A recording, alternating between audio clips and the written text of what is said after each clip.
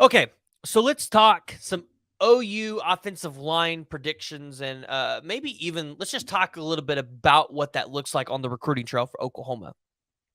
So, going to the SEC, which we talked about quite a bit today, you know the importance of having big dudes on the offensive line that are athletic, they're strong enough to block the best but athletic and fast defensive linemen that a lot of the SEC teams have and are producing.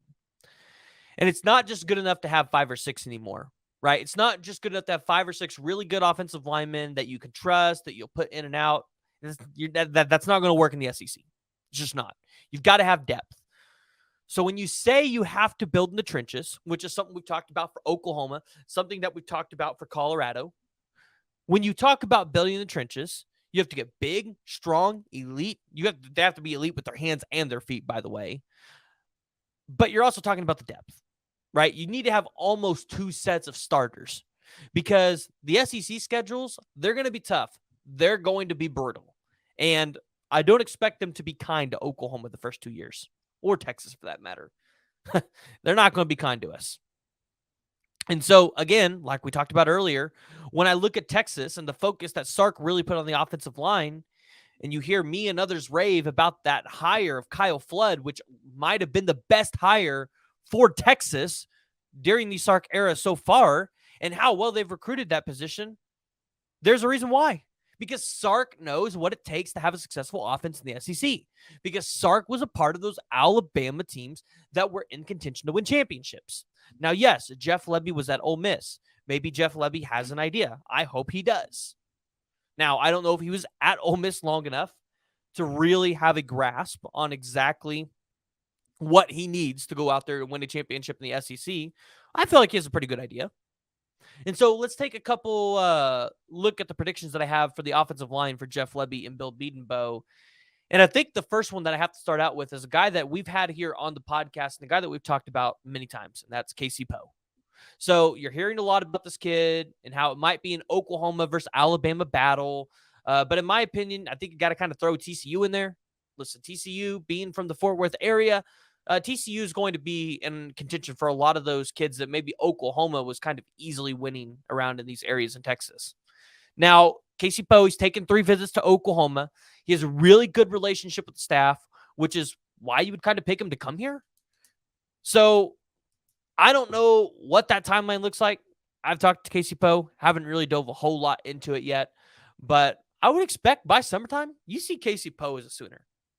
I think that's realistic. Another guy that I actually just did an interview with earlier is Willie Goodacre. You might be asking me, who the hell is that? Well, Willie Goodacre, currently in the 247 composite, not ranked. But according to On3, they have him as a 3-star. He's a 6'5", 300-pound offensive lineman out of the Denton-Geyer area. He's strong. He's able to move defenders out of the way. He's able to flatten them like a pancake. Something that I learned today talking to Willie Goodacre. He only started playing the offensive line in his sophomore year. So what does that mean? The kid's got potential. And the kid's athletic. He's played basketball. So we know the kid can play multiple sports. And if you put on just a little more weight and he gets in the right system and can get developed, that could be one of those diamonds in the rough in this class. It's a name I think you should keep an eye out on. Might not be an Oklahoma pick right away. Might go somewhere else. You never know. Doesn't even have an offer from Oklahoma yet. But he played with Jackson Arnold. And one thing that we know is Jackson Arnold, he wants to get these guys from the Denton-Geyer area on his team. He likes to play with them. So keep an eye out on Willie Goodacre. He doesn't have an offer yet from Oklahoma, but I'd keep an eye on it. It might be coming soon. Next up is you got Liam Andrews.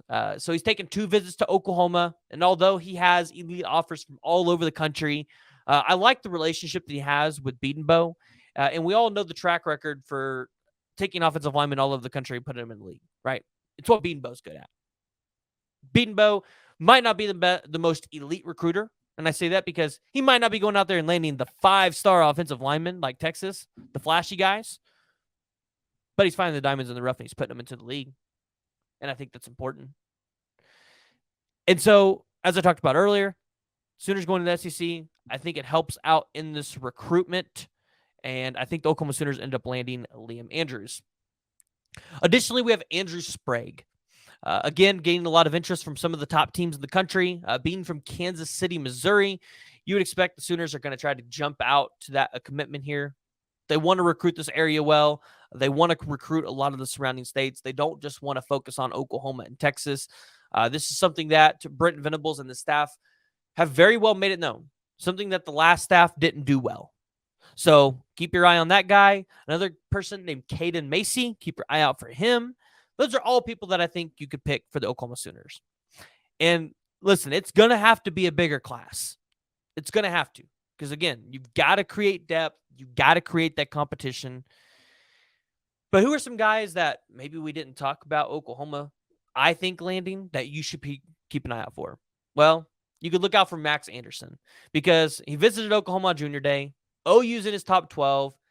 He's been to OU like 10 or more times because his older brother, Nate Anderson, actually plays here. So I don't know if you knew that. But you would expect Oklahoma's the leader here. But why hasn't the commitment happened yet? I know it's February. I'm just saying I'm not 100% sold he's going to pick Oklahoma, but I think it's something you guys should keep your eye on. I could be wrong. Just keep your eye on it. Grant Bricks. This is another one that I think a lot of people are really starting to like. I think the Oklahoma Sooners and Bill Bedenbaugh really want to get him, but being from the Iowa area and being closer to some of those other elite programs like Ohio State, Penn State, Iowa, even Nebraska, I think is in on this commitment. I think this could be a tough battle for the Sooners. I don't think this is one that they're just going to be able to walk in there like they could some of these Kansas guys and just be able to go in there and land them. So Grant Bricks is one to watch. I know some people are high on him to land with the Sooners. I'm just not there yet. Not there yet. Daniel Cruz. This is another one that I think a lot of Sooner fans want to get. I've seen you guys tweet out about him. Coming out of Richmond, Texas, he has a lot of elite offers like Alabama, Michigan, LSU, Texas, and more. Again, this is another scenario where the SEC is probably going to help you because, well, look at all the SEC teams that he's potentially looking at. But it's going to be a tough battle, right?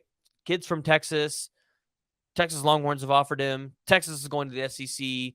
Do I need to keep going on why Texas has a reason to get the kid? Now, here's another guy that you guys probably haven't heard of, and it's Weston Davis. And I actually sent this to Jay over at Unspared Sports the other day. I was like, yo, keep an eye on this guy. So right now, in the 247 composite, he's not ranked. But wait till you hear this. 6'4", 285 pounds. Kind of getting some looks from other programs. Alabama, LSU, Texas A&M, just to name a few. And listen, I haven't talked to him yet. I've reached out, and I plan to talk to him. But, yeah, I think this recruitment could be big because I think this is going to be a guy that I think is overlooked by a lot of programs. And, yeah, I know the bigger dogs maybe aren't overlooking him yet. I think he's going to be a guy that's overlooked by some guys. Or they'll fall off on his recruiting a little bit. And I think Weston Davis could ultimately, he could be a multiple-year Power 5 starter. Additionally, you got Harrison Utley out of Norman North. Doesn't currently hold an offer, but you could see the staff taking him. So that's another one just to keep an eye on. And there you have it, right? That's kind of what I'm thinking on the 2024 offensive line class.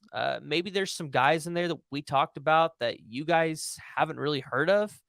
And as I said, this is a year where you've got to take a bigger offensive line class if you're Oklahoma. You have to go in there. You have to build depth. You have to build competition in this room. And, yeah, jump down in the comments, guys. Let me know what your predictions are for the Oklahoma Sooners on the 2024 offensive line class.